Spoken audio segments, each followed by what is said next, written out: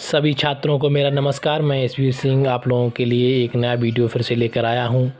हमारा आज का जो टॉपिक है वो है प्रमुख अचालक प्रिंसिपल इंसुलेटर्स। उसी को हम आगे बढ़ाते हुए आज कुछ नए इंसुलेटर्स के बारे में जानेंगे। जैसा कि पिछले वीडियो में हमने जाना कि कौन कौन से इंसुलेटर्स हैं, जैसे शुष्क हवा है, वल्केनाइज्ड रबड़ है, पीवीसी है, एवोनाइट है, अभ्रक है और माइकानाइट है। आज के हम इस वीडियो में उसी कड़ी को आगे बढ़ाते हुए हमारा अगला नंबर है वेकेलाइट। वेकेलाइट जो है ये विभिन्न प्रकार के रेजिन से बनाया गया कठोर, भंगुर और अत्यधिक तापक्रम पर जलने वाला अचालक है। इसे किसी भी आवश्यक आकृति में ढाला जा सकता है। हम इसे कोई भी आकृति में, इसे कोई भी किसी भी रूप में इसको हम ढाल सकते हैं, बना सकते हैं। अब इसका उपयोग कहाँ होता है ये भी हमें जान लेना चाहिए।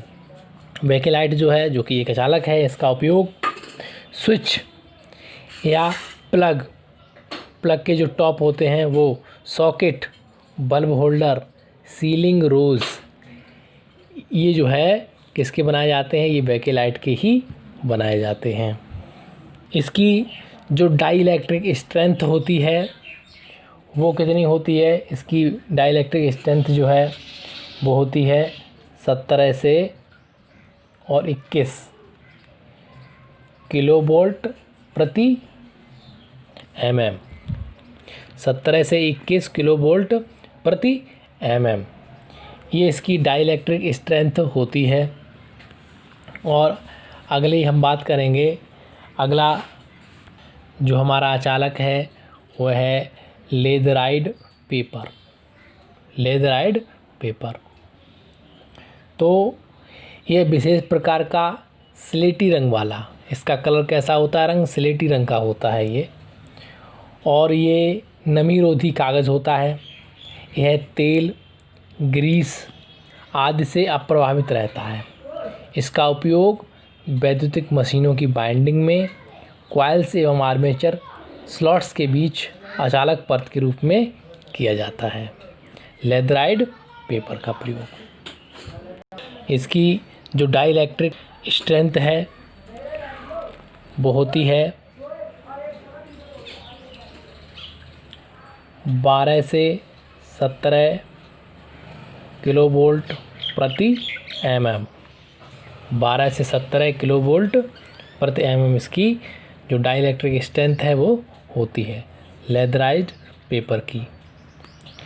अगला जो प्रमुख अचालक है वह है रेजिन।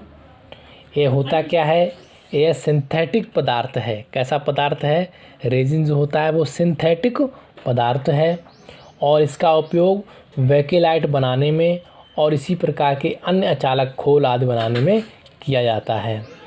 और इसकी जो डाइइलेक्ट्रिक स्ट्रेंथ है वो होती है 12 से 14 किलोवोल्ट प्रति mm। इसकी डाइइलेक्ट्रिक स्ट्रेंथ 12 से 14 किलोवोल्ट प्रति mm होती है रेजिन।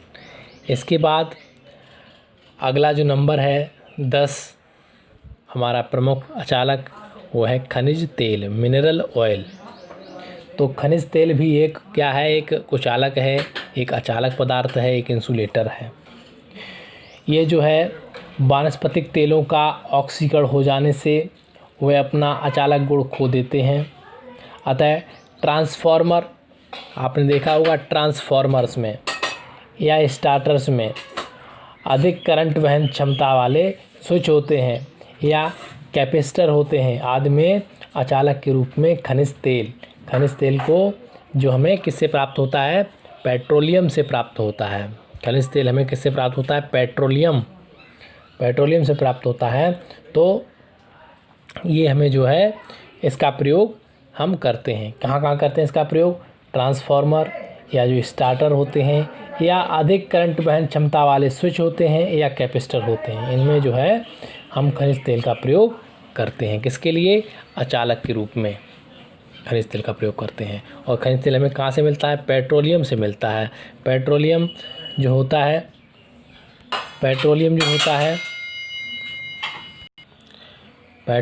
है एक होता है पेट्रोलियम और एक होता है पेट्रोल। दोनों में ही अंतर है। पेट्रोलियम जो हमें प्राकृतिक रूप से हमें प्राप्त होता है और इससे हम शोधन क्रिया के द्वारा हम पेट्रोल प्राप्त करते हैं। पेट्रोलियम का ही एक छोटा सा भाग है पेट्रोल, और इसके अन्य भाग हैं डीजल है, मिट्टी का तेल है, या ग्रीस है, या एक गैस है, एलपीजी गैस वगैरह। तो ये सब जो है इस पेट्रोलियम से ही प्राप्त होने वाले अन्य पदार्थ होते हैं। तो जो खनिज तेल है वो भी हमें कहाँ से प्राप्त होता है? पेट्रोलियम से ही प्राप्त होता है। तो खनिज तेल जो है एक इंसुलेटर है, इंसुलेटर का काम करता है, और इसकी जो डाइलेक्ट्रिक स्ट्रेंथ होती है, डाइलेक्ट्रिक स्ट्रेंथ वो होती है कितनी? 10 से 16 किलोवोल्ट प्रति mm। 10 से लेकर के 16 किलोवोल्ट प्रति mm इसकी डाइलेक्ट्रिक स्ट्रेंथ होती है।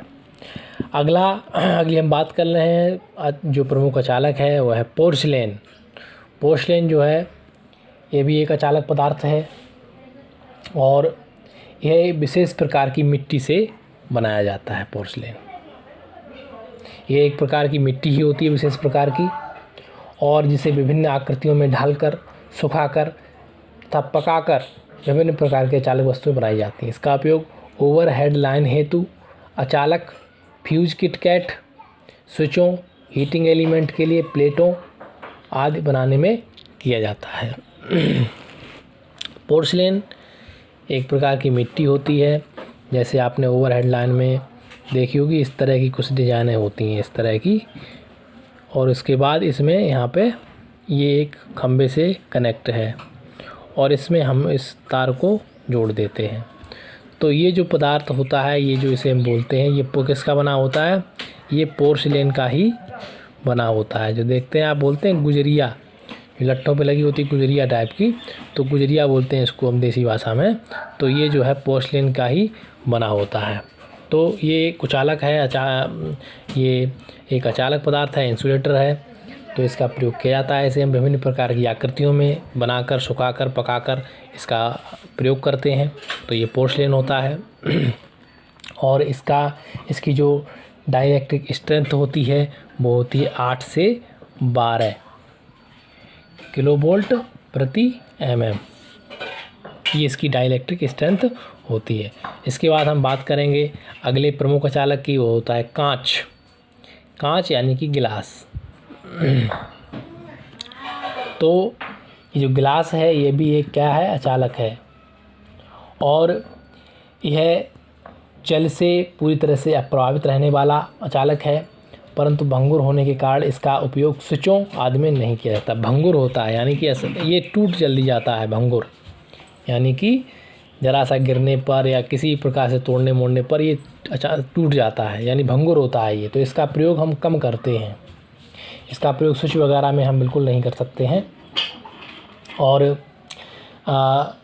इसका उपयोग किस में करते हैं? जैसे बल्ब है, फ्लोरोसेंट ट्यूब है आदि के जो खोल होते हैं वो बनाने में इसका प्रयोग किया जाता है। अच्छा, साधारण कांच की अपेक्षा क्राउन कांच जो होता है वो उसकी अचालकता अधिक होती है, क्राउन कांच की। तो इसकी अगर डाइलेक्ट्रिक स्ट्रेंथ की बात करें तो जो आपका साधारण कांच है उसकी होती है 4 से 6 किलोवोल्ट प्रति mm, और एक होता है क्राउन कांच। तो इसकी जो डाइलेक्ट्रिक स्ट्रेंथ होती है वो होती है 8 से 12 किलोवोल्ट प्रति mm। तो जो आपका गिलास है इसका उपयोग करते कहाँ पे? इसे बल्ब के जो खोल होते हैं, जो आपने बल्ब देखा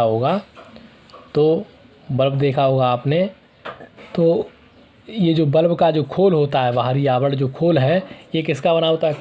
कांच का बना होता है। जितनी भी ट्यूब्स हैं, लाइटें हैं, उनके जो भी खोल होते हैं वो सब इसके कांच के बनाए। इसका प्रयोग हम स्विच वगैरह बनाने नहीं कर सकते हैं क्योंकि भंगुर होते हैं, आसानी से टूट सकते हैं। अतः इनका प्रयोग हम कहाँ करते हैं? जो आपके जितने भी बल्ब हैं, ट्यूबलाइट्स हैं, उनके खोल बनाने में इसका प्रयोग करते हैं।